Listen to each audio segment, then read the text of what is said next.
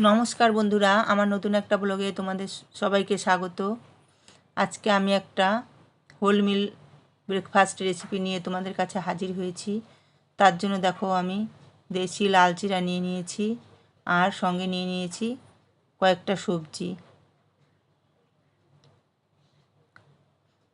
অন্য একটা পাত্রে দেখো আমি সেখান থেকে 3 চামচ মতো চিরা নিয়ে নিয়েছি আর 2 চামচ মতো টক দই। এটাকে একটু চিড়ে আর টক দইটাকে ভালো করে আমি মাখিয়ে নিলাম।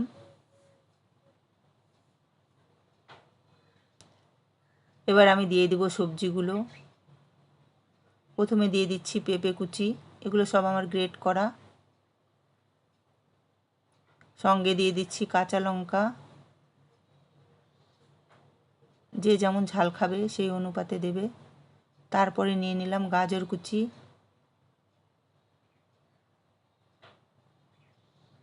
টমেটো কুচি আর বিনস কুচি।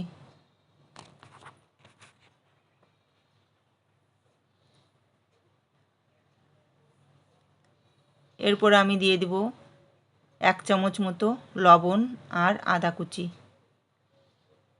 এগুলো সবগুলোই কিন্তু কাঁচা খাওয়া যায়।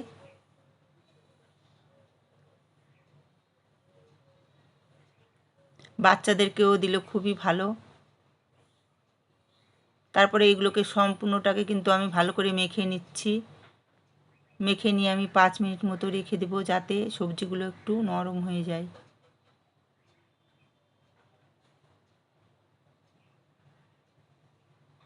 পাঁচ মিনিট পরে আমি এর মধ্যে দিয়ে দিলাম 1 চামচ মতো চিনি স্বাদ অনুযায়ী। তারপরে দিয়ে দেব 1 চামচ মতো চালের গুঁড়ো আর 2 চামচ মতো আটা। আমি এখানে ময়দার ব্যবহার করিনি, এখানে যা ব্যবহার করছি সবই কিন্তু হেলদি।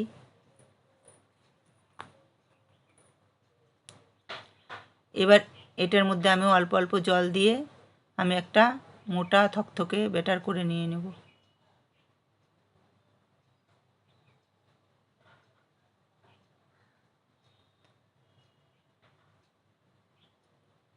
তারপরে এর মধ্যে আমি দিয়ে দেব একটু সামান্য বেকিং সোডা আর গোলমরিচ গুঁড়ো আর চিলি ফ্লেক্স স্বাদের জন্য, যেহেতু আমরা ঝাল খেতে পছন্দ করি। আর অন্য একটা কড়াইয়ে আমি একটু সর্ষের তেল গরম করে তার মধ্যে 1 চামচ মতো কাঁচা জিরে আর কারি পাতা দিয়ে সেই তেলটাকে আমি ঢেলে দিলাম ব্যাটারের মধ্যে। এটা খেতে এত ভালো হয় যে একটা খেলে মন ভরবে না। তারপরে দেখো অন্য কড়াইয়ে আমি অল্প সামান্য তেল দিয়ে তার মধ্যে আমি রুটির আকারে করে নিচ্ছি। এটা অনেকটা প্যানকেকের মতো হয়।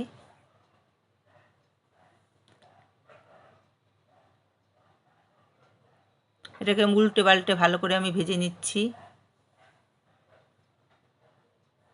আর একে একে আমি সবগুলো ভেজেও নেব।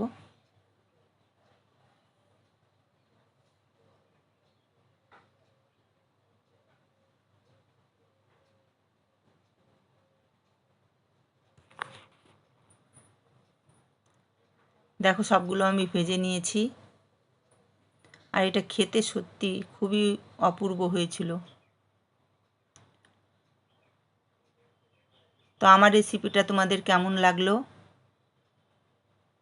লাইক, কমেন্ট আর সাবস্ক্রাইব করে পাশে থেকো। আর দেখার জন্য অনেক অনেক ধন্যবাদ।